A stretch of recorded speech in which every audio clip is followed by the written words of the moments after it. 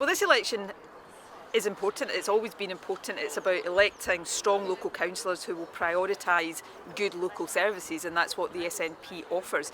But if anything, this election has taken on added importance in recent days because of what we've seen develop around the Prime Minister. The Prime Minister has been found to be, a serial breacher of COVID rules and has also repeatedly misled the House of Commons, and yet is refusing to accept any consequences for that. So this election is an opportunity for people to send a message to Boris Johnson that they find his behaviour and his response completely unacceptable. And of course it is an opportunity to put the cost of living crisis centre stage. I accept the big responsibility on the shoulders of my party and my government to do everything possible to help people with the cost of living squeeze, but most of the powers and most of the resources still lie in the hands of the UK government. They're not doing nearly enough, and so this election is an opportunity to force that up the agenda and force action on the part of Boris Johnson and the Chancellor, both of whom are showing themselves at the moment to be completely out of touch. Well, look, this is a tough time financially for the Scottish Government, and it's a tough time for councils. It has been for some years now. Nobody should deny that. But the decisions the Scottish Government have taken are prioritising local services.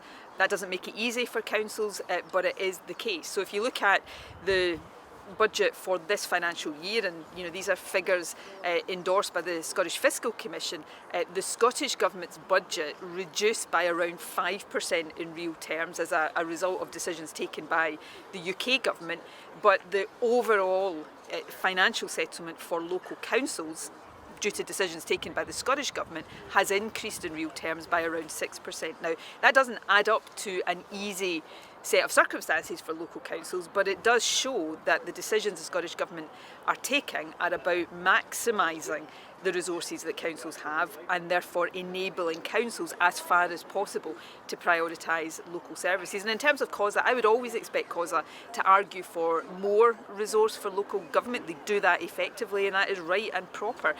But after I met with the leadership of COSA just before the final stages of the budget, they asked for an additional £100 million to be made available to councils in this financial year, and Kate Forbes was able to make 120 million of additional resources available. So we will always work to help support local councils as far as we can within the budget that is set largely for us by the UK Government.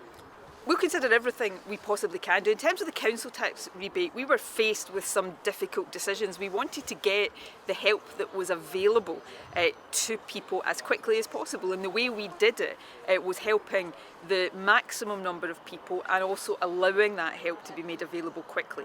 Had we chosen a different approach to target that money more specifically on certain groups of people, or to try to insist that it was done by a cash payment rather than a council tax rebate, the hard reality is that the way the data is held and the way these systems work, it would have taken much longer to get that support. Now, that unfortunately is the reality when we are forced into certain decisions by the constraints that UK Government put on us. But we will continue to do everything we can. So where we have social security powers resting in the hands of the Scottish Government, we've acted already to use those. We've just seen the doubling of the Scottish Child Payment. Scottish Child Payment is support for the lowest income families that doesn't exist anywhere else in the UK, only in Scotland, and we've doubled it, and over the course of this year we'll take steps to extend it to more families and to increase it again. So that's just one example. The biggest and most game-changing example, to use the